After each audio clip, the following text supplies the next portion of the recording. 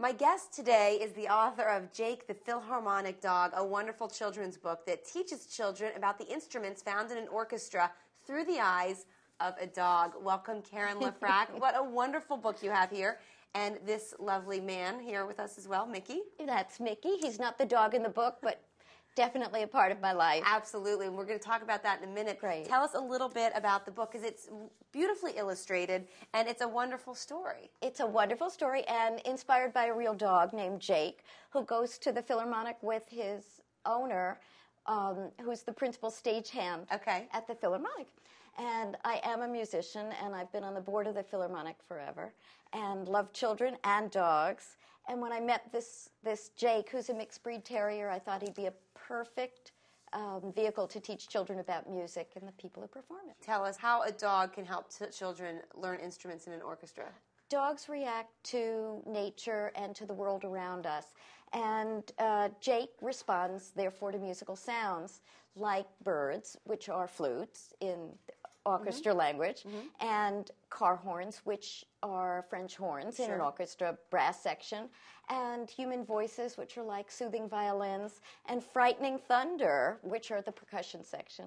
So that's sort of how the kids then can break it down by watching Jake and his reactions? Exactly. In a way? Exactly. And then there's an added little episode where he plays fetch all the time and likes the conductor's stick. Baton.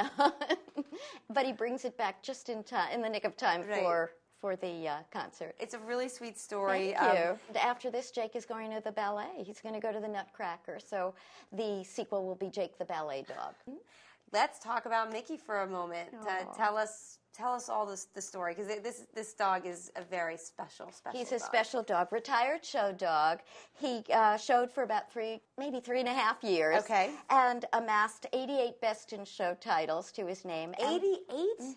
With one of the most renowned handlers in the poodle world named Wendell Samet.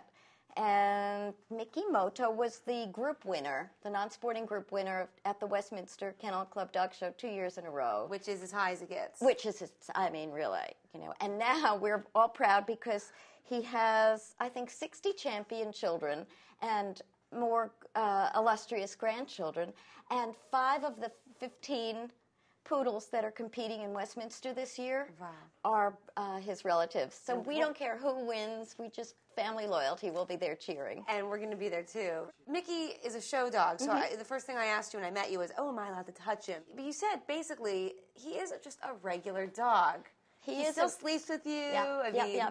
The day he retired, we said, okay, Mickey, that's it. He ate a handful of biscuits, got his hair cut from, that puffy lion trim, which is just exquisite, really, and has been playing ever since. But even when he was showing, he was a regular dog, which a lot of people don't understand.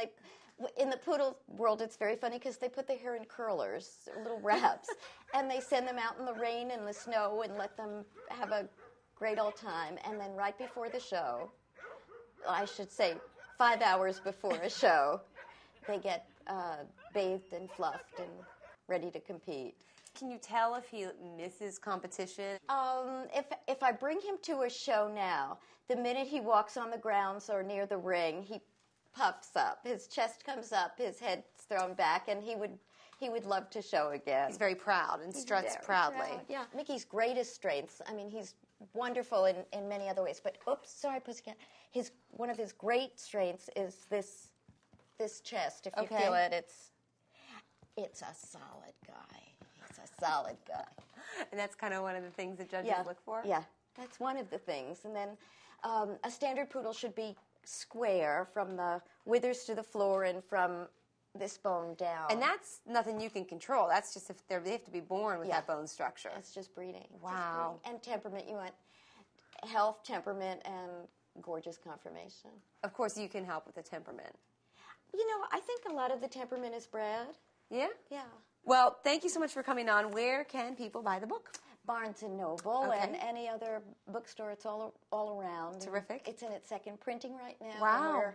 We're really pretty thrilled about it. That's exciting stuff. And I should tell everybody that because I believe in education and music education specifically, I've donated 800 books to the New York City public schools. Wonderful. And all my proceeds from book sales go to the New York Philharmonic. That's great. So it's a book with a good cause. Good. All right, Karen Lefrak and Mickey, thank you so much for coming. I'm honored to be in your presence, Mr. Award winner. Thanks for having us. Thank you.